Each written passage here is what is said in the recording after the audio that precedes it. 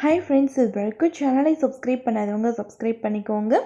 சிறுகடிக்க ஆசை serial new promo என்னென்னு பார்க்கலாம்.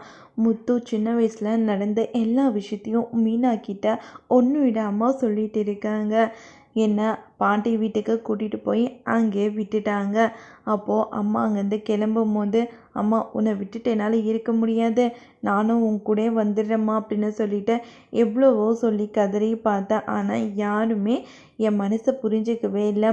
பாட்டி நான் உன்னை நல்லபடியாக பார்த்துப்பேன், நீ எதுக்காகடா அழுகுற அப்படின்னு சொல்லிட்டு அவங்க என்ன நல்லபடியாக பார்த்துக்கிட்டாங்க. இருந்தாலும் அம்மாவோட பாசம் இல்லாமல் கடைசி வரைக்கும் நான் ரொம்பவே கஷ்டப்பட்டு இருந்தேன். அவங்களுக்கு என்றைக்காச்சும் ஒரு நாளைக்காச்சும் அவங்களுக்கு பையனோட ஞாபகம் வரும்னு நான் நினச்சி பார்த்தேன். ஆனால் அவங்களுக்கு என்றைக்கு வரைக்கும் என்னோட அருமையாக அவங்களுக்கு தெரியல.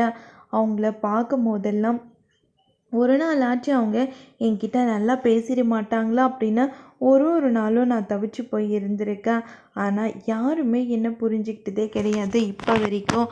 அவங்களுக்கு ஜோசியக்காரன் சொன்னதுமே ஏதாச்சும் பிரச்சனை வந்துடும் குடும்பத்துக்கு, இல்லை மனோஜுக்கு ஏதாச்சும் பிரச்சனை வந்துடும்னு மட்டும்தான் யோசிச்சாங்களே தவிர, நான் எப்படி இருப்பேன், அம்மாவோட பாசம் இல்லாமல் அப்பா கூட இல்லாமல் நான் எப்படி இருப்பேன்னு ஒரு நாள் கூட யோசிக்காமல் போயிட்டாங்க மீனா.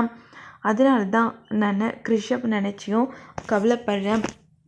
அம்மாவோட பாசம் கிடைக்காதனால தான் அவனும் முரட்டுத்தனமாக நடந்துக்கிறான். மற்றபடி அவன் ரொம்பவே நல்லவன். அவனையும் நான் நல்லபடியாக பார்த்துப்பேன். அவனுக்கு எந்த பிரச்சனையும் வராமல் நான் அவனை நல்லபடியாக இந்த ஸ்கூல்லேருந்து வெளியே கொண்டு வந்துடுவேன்.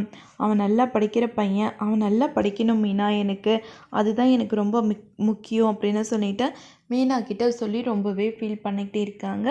இதோட இந்த ப்ரோமோ முடியுது.